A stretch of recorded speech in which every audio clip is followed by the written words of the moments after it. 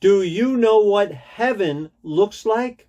This is Pastor Willie, and this is the encouraging word for today. We're following the true story of David and Bathsheba. Now, when we do something wrong, when we sin, we have conviction, we confess, and we're forgiven. This is what David did. And yet there are consequences, sometimes very terrible consequences. And we feel horrible about the consequences because they don't go away just because we confessed.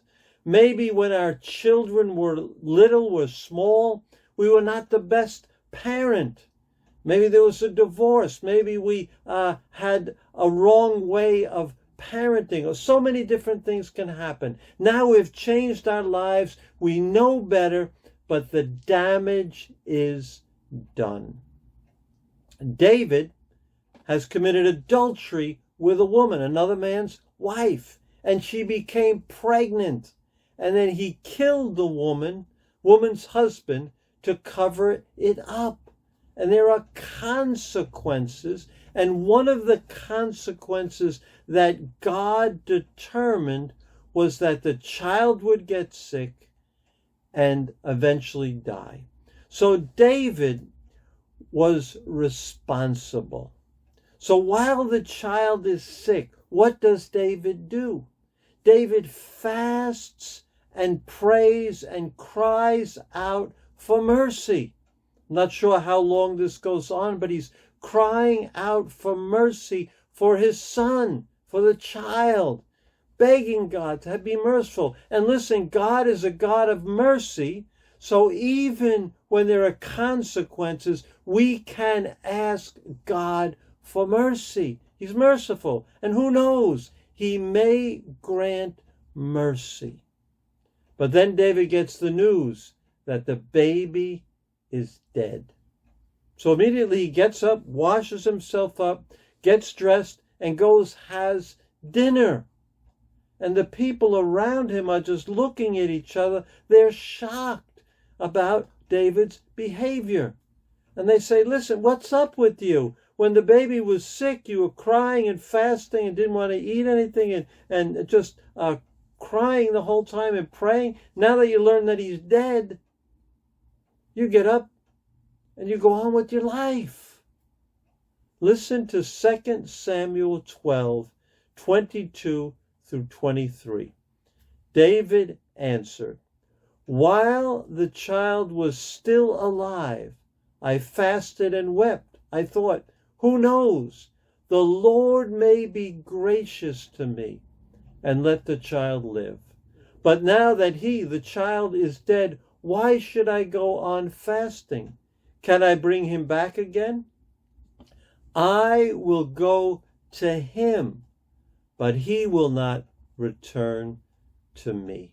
While the child was alive, David sought God's mercy.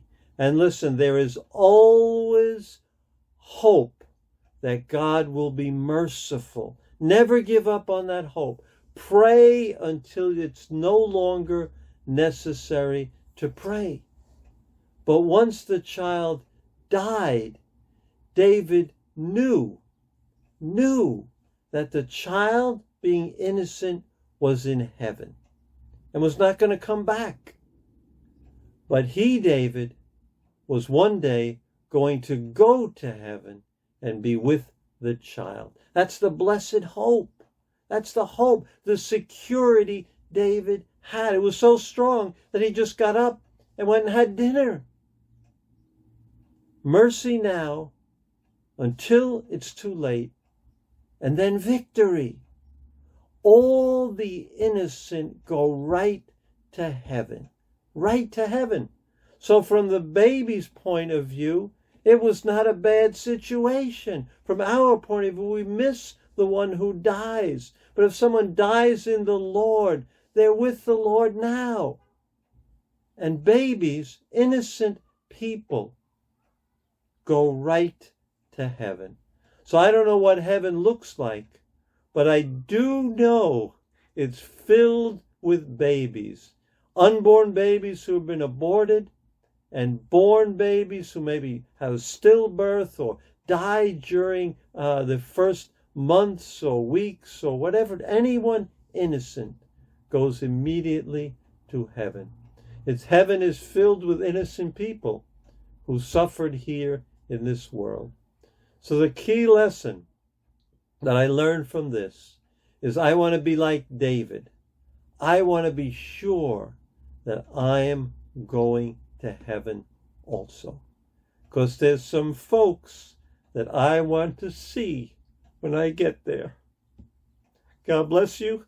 Have a great weekend, and I'll see you on Monday.